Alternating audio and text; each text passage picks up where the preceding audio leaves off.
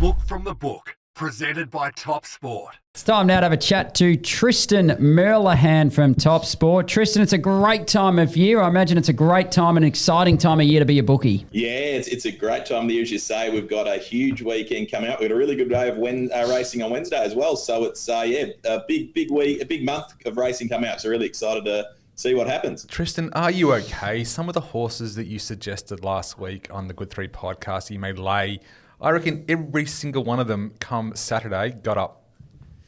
They did. It certainly wasn't the greatest preview from our end. We put our neck on the line with a couple of those shorties, and so Golden Mile, Adamo, Polele. I think Tristan was confident in all three that they were going to get rolled, and unfortunately, and they're all in trouble at some stage of the race. Maybe not Golden Mile, which was just a peach of a ride. It's the only reason it won. I think it was just the perfect ride there, but.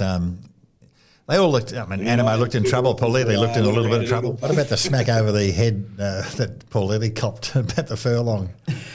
See that? Yeah, I did. Yeah. No, it was an incredible day for the Blue Army as well. On the Blue Army, what did you think of James Cummings' hat on Saturday, Turf? Interesting. A very interesting hat. In fact, I imagine you'd have a fairly eclectic hat collection from across the years. Oh, no, not really, but I don't mind. You come in your tea cozy. One of the great things when you look at all the the footage of the old cups and all of that, and everybody's wearing hat, as was the way in the 40s and 50s and before that.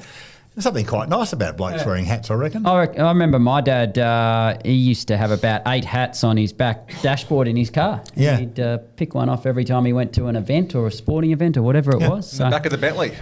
No, it wasn't a Bentley, it was a Ford. So anyway, we digressed a long way from bookmaking and racing. Let's get into the Caulfield Cup on Saturday, Tristan. It's time-honoured. It's an absolutely outstanding race. This year, all Australian, or all local horses, I should say, all locally trained horses. We don't have the international contingent. What's betting been like on the race? Yeah, it's been pretty good. There's been obviously a bit of a wide range of prices that have been bet over the course of the lead up to the race over the last 12 months or so. So we took a few decent cracks at some horses which haven't made the field, like Mr. Brightside was well backed early, Surefire. A few of those. Vow and Declare was backed at 50 to 1 we laid it at only a few weeks ago, but from our point of view, the biggest go, which, when we get to our lay of the day, which could be ominous, I'm very keen to take it on again. But Smoke and Roman is now the $4.80 favourite with us, and we laid it at 150 to 1 only 3 weeks ago. So some punters are in some pretty good spots with themselves there, 150 to 1 and $20 the place. Do you do anything to protect yourself there? Is there anything you can do to try and hedge a result like that? Was it a decent go that the punter had on Smoke and Roman's at 150 to 1? We've taken a couple of $100 each way bets there, so they're decent enough early. I'd say come race day we will bet past it, but it does put you in an awkward spot. You're sort of hoping when you lay those runners there that they don't make the field, but certainly this punter's in with a really good shot. I'm always fascinated by those long, big bets. Do you actually have a look at, and I don't want you to break any confidences here, but do you have a look at who's placed the bet and think, I remember when we were journalists, you always used to be able to link accounts with people. Do you think, they might have some inside mail, or is it purely just a bit of form?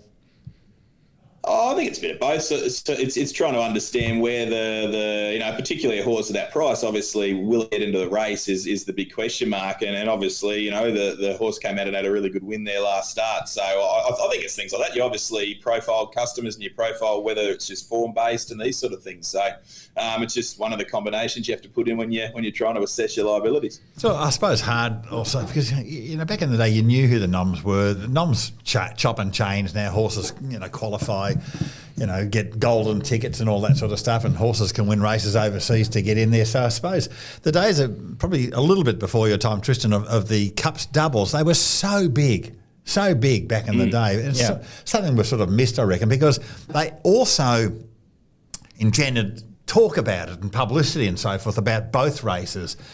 Some of the big bets and horses from New Zealand that had been linked up, and I think we sort of miss, I reckon, the charm of the old Cups doubles. Talking about another big race on Saturday, we've got the Everest, and it always intrigues me the way bookmakers react when a barrier draw is done. Nature Strip, he was a $1.90 favourite going into the glitz and glamour of last night's barrier draw. He drew the outside. Now, Tristan, Did you ease his price on the back of that barrier draw, or did punters just want to come for him now that he's drawn out in a bit of clean air there on Saturday? Well, we got it from $1.90 out to $2, and then as soon as we got it to that even money black figure, bang, the punters came. So we're back into that $1.90 mark, because I was, probably of the opinion that it had to ease a little bit. But I think just with the weather and that in Sydney, maybe that outside barrier is not going to be the worst spot in the world to be. For Nature Strip. We know it's the best horse in the race. So, yeah, $1.90. We've just got a few of the others in the market. Private Eyes firmed up a little bit, $14. Masked Crusader there at 13. Eduardo at 13, and Lost and Running the second pick. But, yeah, certainly hasn't. We did try to get out the black figures, but the punter stepped in immediately. What would you have done if he had a drawn one, which maybe would have been more disadvantageous if he'd drawn one? He probably would have shortened. Yeah, well, that's the thing. Like, I'd suggest on face value would have firmed it up, and maybe you see a firm now and then maybe drifts on race day. So it's just trying to, it's hard to know, but particularly when you sort of want to see how the track's playing. Obviously, we saw there in Sydney last weekend, the rail was the place to be. So it'll be interesting how it shapes up there with all the weather over the course of the week as well. Turf, I know you haven't done the form for the race, but help punters out. Is he a $1.90 shot? I know he's the best sprinter in the world. Is he a $1? That's a good question. I mean, but while you think about answering that, I think he's drawn perfectly with Eduardo to his inside. I've got no issue. He'll come across with him, won't he? And then he's better sitting outside Eduardo than he is in behind. I would say even money is probably not a bad price, because he usually beats them. Yeah. I mean, he might get beat, but he'll probably win. He's getting better. But he's getting, he can't keep. Or he's at his best. He's at his best. And I would say that he's probably valued at even money, is he? I don't know. Yeah, I suppose. I mean, I don't follow Sydney race. I mean, I know, obviously, we know all the horses, but I suspect he'll probably beat them again. Well, Tristan, Paul spoke about the lay of the day. I wasn't here last week, so I wasn't aware. Well, I did listen to the podcast, of course, but wasn't really aware of this, the nature of where the lay of the day had headed, because it had been flying prior to me having a week off. But straight back on the horse, what are you doing this week? I think you preempted it before. It might be something in the Caulfield Cup. Yeah, no, well, you're right. It has hit a little bit of a hurdle. Obviously, a couple of runners there. Oh, well, you got beaten by Paul a couple of weeks ago as well. Yes. So, no, Paul's certainly two from two. Races. But no, we're going to take on Smoke and Romans. We're going to put the favourite in the big race in the Caulfield Cup. I think it was impressive their last start, but I just think it's probably was at advantage there by the way the track was running that day. I just think at 460, where it looks a really open field, and we're certainly going to put it in for our maximum. It's a solid point he makes. I agree. Oh, don't you go and agree with it. The absolute Moz. Tristan, it's been outstanding having a chat to you. Great time of year. We wish you all the best for Saturday. Not too much luck, as we always say, because we want the punters to get their fill as well. But look forward to chatting next week. Chat next week, guys. A Good Three with Dr Turf, Matt Welsh and Paul Tatnell.